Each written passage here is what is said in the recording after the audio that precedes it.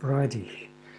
I want to give you a little introductory demo of JSX Parker, which is an ExtendScript starter setup for the Adobe Creative Suite, Creative Cloud applications. And just to show you how quickly you can start experimenting with scripts, ExtendScript scripts, in various Adobe applications without having to worry about where things go and how exactly to set things up. So JSX Parker is easy to find. You just go into your browser and you go to GitHub, and I've recently downloaded it. So github.com/Zweteman, which is my account name, JSX Parker, and all you need to do is download the contents of that GitHub repository. So clicking download zip will give you a snapshot. It will not be a version controlled folder anymore, so you just get a clean copy of whatever is on GitHub, and there's no relation between the stuff you've downloaded and the GitHub repo. So if I make changes to that GitHub repo, this folder that we've got here on this computer is unrelated. So I'll just move that to my desktop, decompress it, and delete it. So I can rename this folder, so let's call this folder my first script to reflect what I'm going to show. Okay, and in there you find a number of things. So Mac and Windows are two sets of command line scripts, one set for Mac, one set for Windows. They're equivalent, so they do the same thing, but on each platform. Templates is the starter script that we're going to start with. So it contains a lot of stuff that allows Parker to build the starter application that we want. And DevTools is a set of tools that are both Mac and Windows that actually help us play around. So we'll get to that in a minute. So I'll start out with the Mac folder. I'm currently on a Mac, so I open up the Mac folder. In there I find a number of things, and so the first important thing is do not forget to dequarantine. What happens is I'm currently on macOS Catalina, and Mojave has the same issue.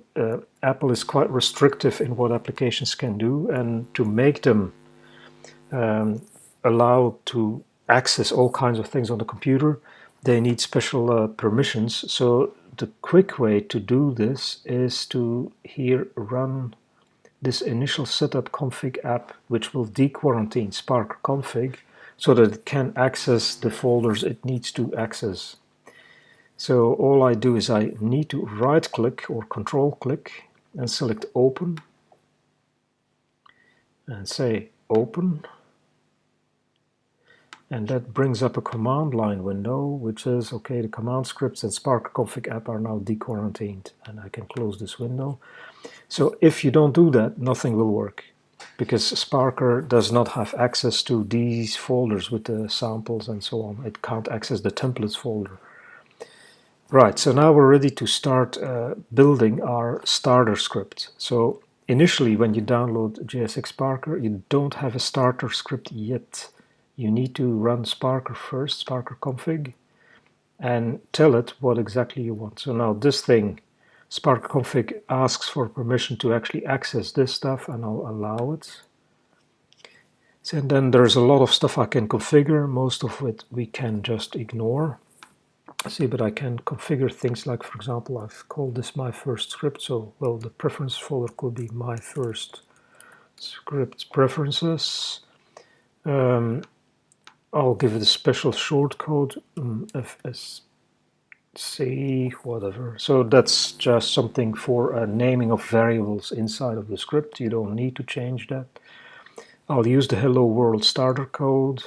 The target app, let's take InDesign, that's fine. So you can pick any number of these, and it will actually set up things for that particular app to do running and testing and so on. And I call it can have a specific directory for storing stuff in there, so I call it my first script, the directory, and It has a bit of a repaint problem, doesn't matter. And here the target name, so this is the readable, so I'll just use spaces in there. So it's my first script, but the directory that we'll be using to store stuff in will be my first script without spaces.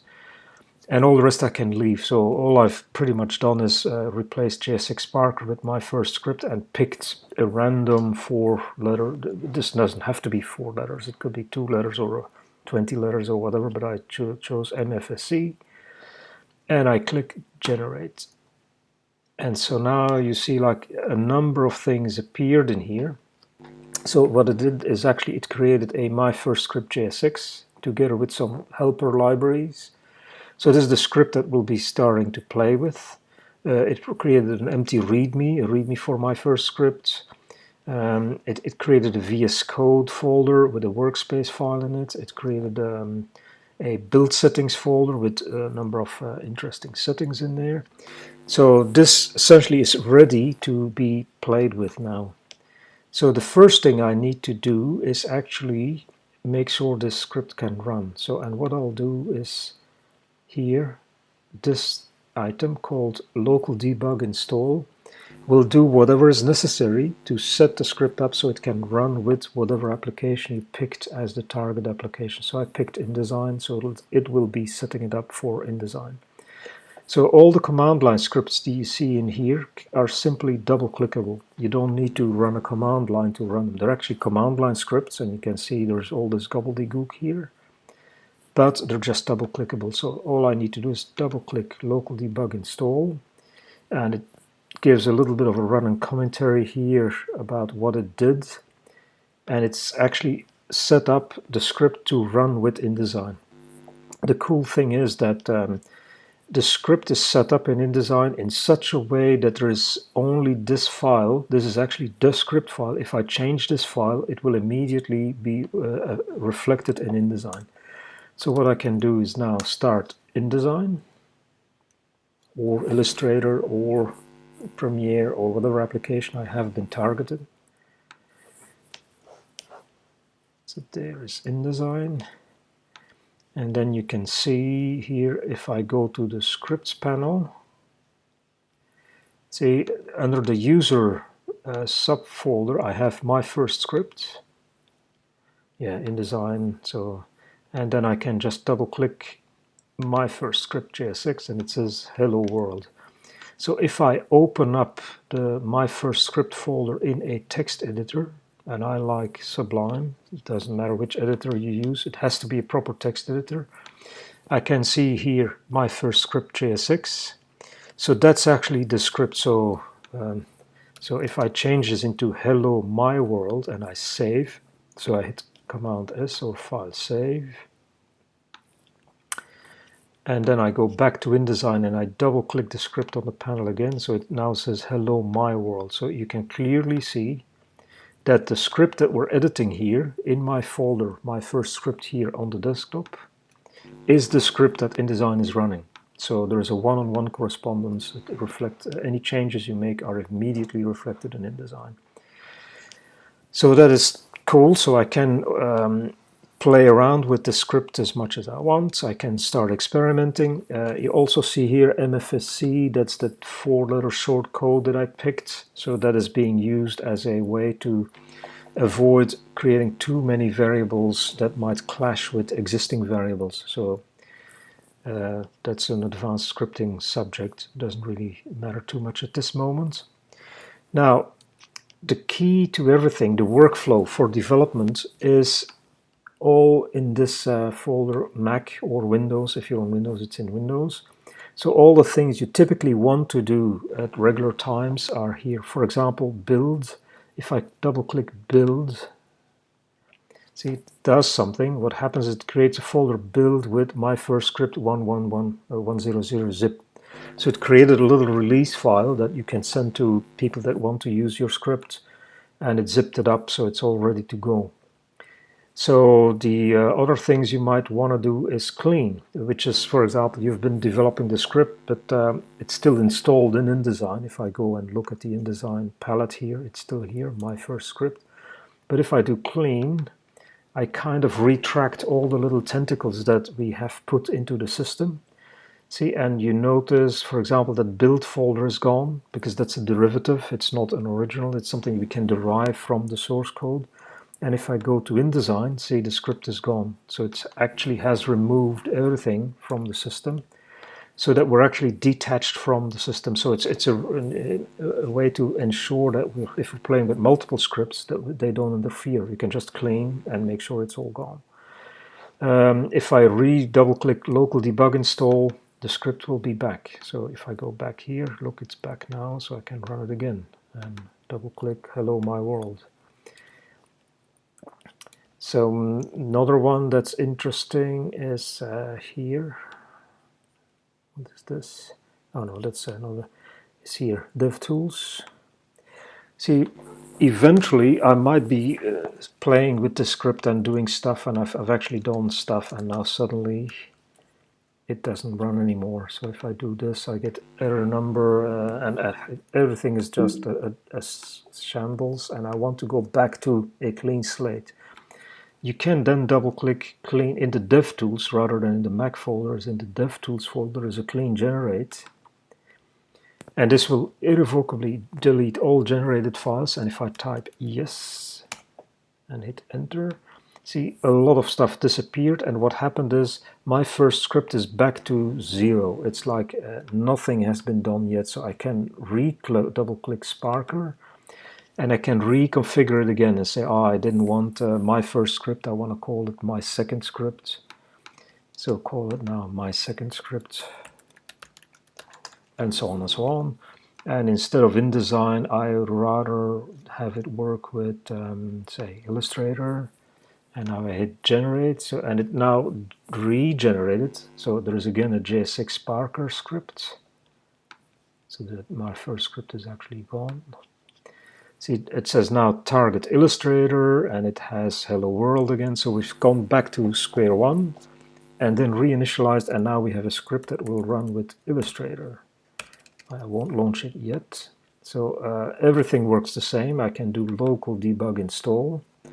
In this case, it wants my system password because it needs to install stuff into the applications folder. So installed the stub script in applications, blah, blah, blah, blah. See, that's in the system area. A normal user cannot directly write there. So it made a special starter script there, and you have to start and restart Illustrator. So if I now start Illustrator, that script should be there, and it should run exactly the same. See, I have not run Illustrator on this machine before. It's freshly installed. So the nice thing is that you can really think about scripting and not worry about how exactly to get your script to run with an individual application. You can concentrate on the scripting code. And then once you're ready, you can actually start inspecting these command files because they're all plain text, so they're totally readable. So if you're in your text editor, if you want to, you can dig into the clean command and see exactly what clean is doing.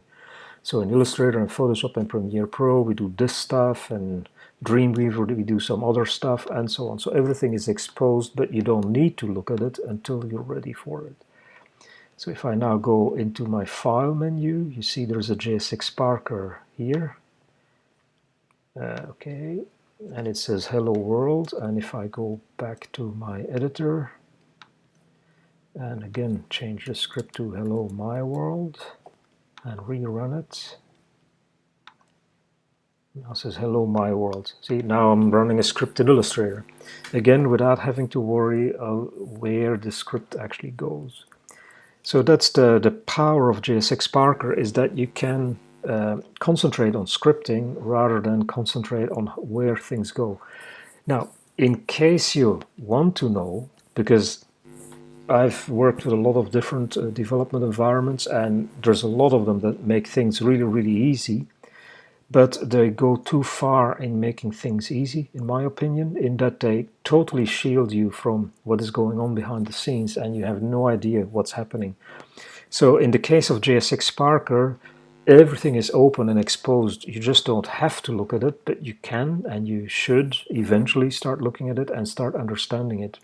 So for example, the local debug install is open, and essentially it's all explained as a in command line script language. See, it does things like, for example, if we're in Premiere Pro, it's actually going to create a folder to store the scripts in. If there is no directory store scripts in, which would be an error situation, it actually will report it. Then, for example, for Bridge, it has to do different operations to make the script accessible than for, say, Illustrator or InDesign or Premiere Pro. So, but all that is documented here. You can see exactly what it does, what it creates, what it links to, why it does that. There is a lot of configuration info in the templates. For example, a key file is the app map, which says, for example, for each application, where critical folders are. Where are the scripts for a particular type of application? Where are the scripts for Dreamweaver? Where are the scripts for InCopy? And so on and so on. All those things are documented here. What version numbers to use and so on. So that's all nice. Now, what it also does is you don't need Visual Studio Code installed, but if you have it installed, it comes with a pre-made workspace for Visual Studio Code. So I won't do the demo in this video, I'll do it in a separate video. But you can just open that workspace and immediately start debugging without having to figure out how to create a launch file and how to create all kinds of things. Righty, so that's the first quick run through. So you can go from download to install to run to remove it again. So if I want to go back to clean slate, you just run clean generate. And now it's all gone. So if I quit out of Illustrator, so everything is clean again, nothing is installed, I can start from scratch and so on. So